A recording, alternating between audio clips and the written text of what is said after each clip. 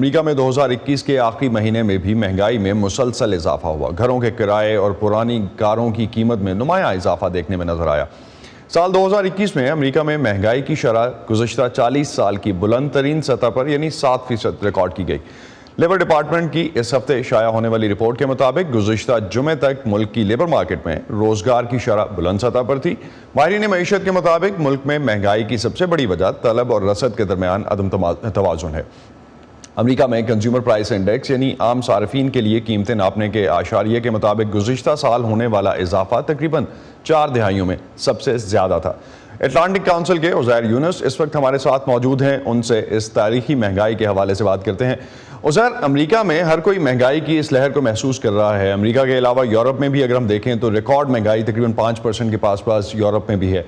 तो इसकी वजह क्या सिर्फ डिमांड और सप्लाई में फ़र्क है या और भी इसकी रीज़न्स हैं कोई? देखिए, 2-3 बड़ी वजूहत हैं। पहली वजह तो अमेरिका में और यूरोप में बिलखुसूस ये है कि जब पेंडेमिक स्टार्ट हुआ तो हुकूमतों ने एक बहुत बड़ा स्टिमुलस दिया आम शहरियों के लिए। तो अमेरिका में जब लॉकडाउन हुआ और ये पेमेंट्स गईं तो कुछ अंदाज़ों के मुताबिक सिर्फ अमेरिकन सारिफीन जो हैं उन्होंने $2.6 ट्रिलियन की एक्सेस सेविंग्स जो हैं वो जमा की। तो अब वो उसको खर्च कर रहे हैं। तो जब वो खर्च कर रहे हैं तो पुरानी गाड़ियाँ, बाकी चीज़ें, कंप्यूटर इक्विपमेंट वगैरह, उसकी डिमांड बढ़ गई। दूसरी तरफ पेंडेमिक की वजह से ये हुआ कि क्योंकि चीन के अंदर, मलेशिया के अंदर लॉकडाउन होने लग गए तो उसका सप्लाई चेन पे इफेक्ट पड़ा। तो वो जो चीज़ें खरीद रहे हैं लोग वो मार्केट में अवेलेबल नहीं है, तो उस वजह से भी कीमतें बढ़ना शुरू हो गई। और तीसरी वजह ये कि जब शुरुआत में पेंडेमिक के तेल की कीमत, गैस की कीमत ज़ीरो या नेगेटिव के करीब जा चुकी थी, वो एक बार फिर बढ़ के $80, $85 पर बैरल के करीब आ गई। तो उसमें जो एनर्जी कॉस्ट है वो भी बढ़ने लग गया। तो इन तीन चीज़ों का जो मिलाप है उसकी वजह से जो है महंगाई की शरह सिर्फ अमेरिका में नहीं, यूरोप में नहीं, बल्कि पूरी दुनिया में बढ़ी।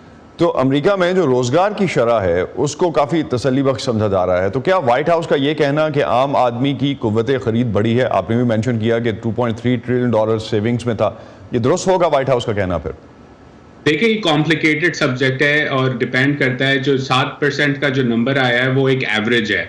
अब अगर आप टेक्सास के अंदर रहते हैं और आप जो है वो 40-50 मील रोज़ गाड़ी चला के काम पे जाते हैं तो आपकी तो खर्चे बढ़ गए, तो आपकी ज़िंदगी मुश्किल हो चुकी है। अगर आप वाशिंगटन डीसी या न्यूयॉर्क में रहते हैं और आप घर से काम कर रहे हैं या आप मेट्रो लेके जाते हैं तो आपके वो खर्चे इतनी ज़्यादा नहीं बढ़े क्योंकि आपको तेल की कीमत का इतना फ़र्क नहीं पड़ता।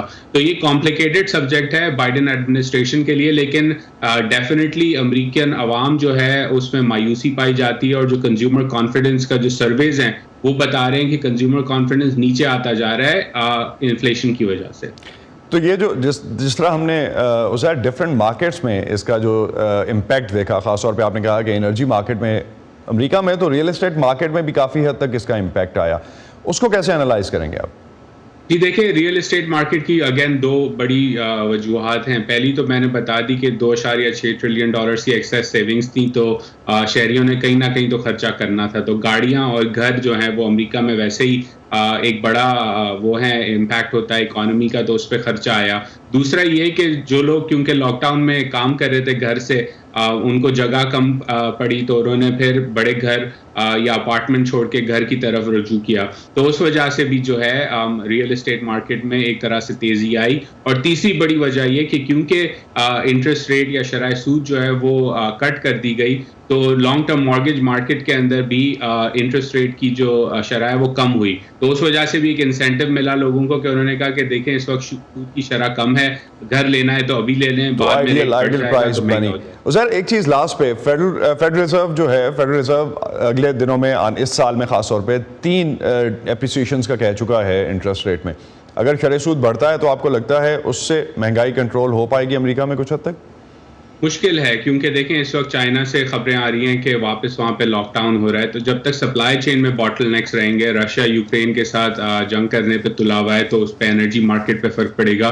हम तो फेड के पास इतने ज़्यादा ऑप्शन नहीं है, वो शरह सूद बढ़ा भी दें तो अगर सप्लाई चेन इशूज़ रहते हैं तो इन्फ्लेशन बड़ी सतह पर ही रहेगी। बहुत शुक्रिया उज़ैर यूनुस आपका हमें इस हवाले से अपडेट करने का, खासतौर पर महंगाई में जिस तरह की सिचुएशन बन रही है पूरी दुनिया में, उस पर हमसे बात करने का बहुत शुक्रिया आपका।